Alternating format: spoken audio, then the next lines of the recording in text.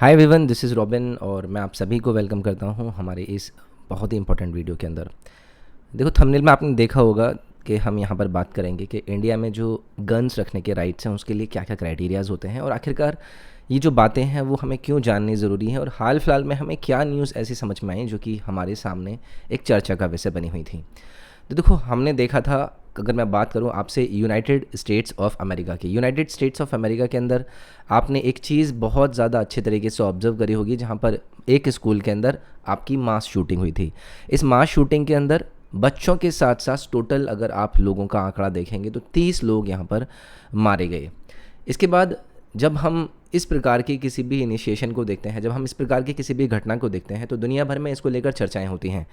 कि आखिरकार क्या वो ज़रूरतें होती हैं कि यहाँ पर ज़रूरी ऐसा समझा जाता है लोगों को उनका राइट प्रोवाइड करना, राइट इन अ सेंस कि उनको गन राइट्स प्रोवाइड करना कि वो अपने पास गन्स रख सकते हैं,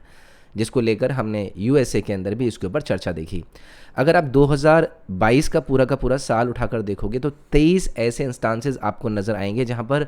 मास स्कूल्स के अंदर, अगर मैं स्कूल्स की बात करूँ तो आपको वहाँ पर स्कूल्स के अंदर ये सारी की सारी घटनाएं नज़र आएंगी। तो जब ये सारी चीज़ें चर्चा में आई, इन सारी चीज़ों पर जिक्र हुआ, इंटरनेशनल मीडिया ने इसके बारे में उठाना शुरू कर कि आखिरकार क्या ज़रूरतें होती हैं किसी भी देश को इस प्रकार की पॉलिसीज़ के ऊपर दोबारा विचार करने की, तो बात उठने लगी कि क्या ये चीज़ें आपकी सही हैं या गलत हैं, या फिर इसके समर्थन में आने वाले लोग अपने एंड से अपने क्या क्या विचार रखते हैं। तो इन दोनों ही विंग्स, जहाँ पर एक तरफ से इसको समर्थन और एक तरफ से इसको यहाँ पर अपोज किया जाने लगा, तो ये बात फिर विश्व भर में उठने लगी कि आखिरकार इंटरनेशनल पर्सपेक्टिव से चीज़ें क्या नज़र आती हैं, देश के या फिर विश्व के मल्टीपल देशों के अंदर किस प्रकार से आपको इनसे रिलेटेड पॉलिसीज़ नज़र आती हैं। हमारे लिए ये टॉपिक ज़रूरी है क्योंकि हम यहाँ पर जानेंगे भारत का पॉइंट ऑफ व्यू कि आखिरकार भारत के अंदर अगर किसी को गन प्राप्ति करनी है या फिर गन परचेज़ करने के लिए लाइसेंस लेने की ज़रूरत होती है, तो वहाँ पर क्या क्या चीज़ें नज़र आती हैं। तो इस वीडियो के अंदर मैं उसी सब चीज़ों की चर्चा करूँगा कि हम यहाँ पर जानेंगे कि आखिरकार भारत के अंदर अगर किसी को गन लाइसेंस लेना है या फिर गन परचेज़ करना है तो उसको किन किन बातों का यहाँ पर ख्याल रखना होता है। तो देखो, अगर मैं पहली कंडीशन यहाँ पर सामने रखूँ तो वो आएगी कि कोई भी व्यक्ति अगर हमारे देश के अंदर, हमारे प्यारे भारत के अंदर किसी भी तरीके का गन लाइसेंस को अप्लाई करता है तो उसको 21 साल का होना चाहिए। So the one who is looking for acquiring a gun then he has to be of 21 ages minimum. तो ये पहली कंडीशन हमारे सामने हमारे भारत देश के अंदर रखती है। अब देखो, कुछ और भी कंडीशन यहाँ पर अपने गन लाइसेंस को अप्लाई करने के लिए यहाँ पर आपको देखने के लिए मिलती है कि जो भी एप्लीकेंट इस गन लाइसेंस को अप्लाई कर रहा है, he must not have been convicted in any offence, जहाँ पर हम बात करेंगे कि वायलेंस के अंदर उसका कोई भी हस्तक्षेप नहीं रहा हो इस लाइसेंस को अप्लाई करने से पिछले 5 सालों में। इसके बाद और भी काफ़ी चीज़ें हमें पर देखने के लिए मिलती हैं कि जो व्यक्ति इसको लेकर अप्लाई कर रहा है, he should not be of an unusual mind and not a threat to public safety. अब देखो, आप सभी के दिमाग में एक चीज़ आ रही होगी कि आखिरकार हमारे पास कौन से क्राइटेरियाज़ होंगे, हम किस प्रकार से लोगों को जज कर सकते हैं कि भाई वो क्या यहाँ पर अनसाउंड माइंड साउंड करते हैं या नहीं करते हैं, वो थोड़े से उग्र प्रवृत्ति के हैं या नहीं हैं। ऑब्वियसली इसको लेकर जो हमारे सामने सबसे बड़ी अथॉरिटी नज़र आती है जिसके हाथ में ये चीज़ें होती हैं, क्या चीज़ें होती हैं, for issuing the licences for the gun purchase. तो यहाँ पर गृह मंत्रालय उस इंचार्ज ऑफिसर से पूछता है जो भी उस व्यक्ति या फिर उस एप्लीकेंट के पास में सबसे पुलिस ऑफिसर नज़र आएगा, उसके पास यहाँ पर इनकी तरफ से डायरेक्शंस भेजी जाएंगी कि वो नियरेस्ट पुलिस जो स्टेशन है वहाँ से जो भी व्यक्ति अप्लाई कर रहा है वो यहाँ पर एक रिपोर्ट सबमिट करें उन सभी क्राइटेरियाज़ को लेकर जिन्हें अभी हमने पीछे देखा, जहाँ पर हमने बात करी कि क्या वो व्यक्ति अनसाउंड माइंड का तो यहाँ पर हमारे सामने निकल कर नहीं आता है, या फिर वो व्यक्ति इस प्रकार का तो नहीं है कि भाई वहाँ पर वो मल्टीपल इस प्रकार की एक्टिविटीज़ के अंदर आपको पार्टिसिपेशन नज़र आता हो। तो ये यहाँ पर डायरेक्शन दी जाती हैं किसके द्वारा, गृह मंत्रालय के अंदर।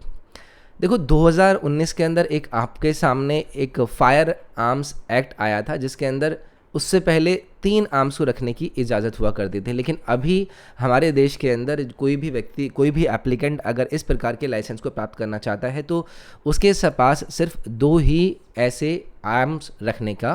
परमिशन होगा। So number of firearms that can be retain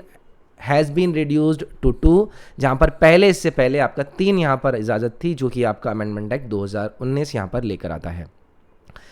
अब देखो, एक और चीज़ यहाँ पर हमने इस आर्म्स एक्ट के अंदर देखी, जहाँ पर वैलिडिटी की हमने बात करी कि जो भी आपने लाइसेंस को लेकर वैलिडिटी प्राप्त करी है उसको इंक्रीज़ कर दिया गया 3 साल से लेकर 5 साल के अंदर।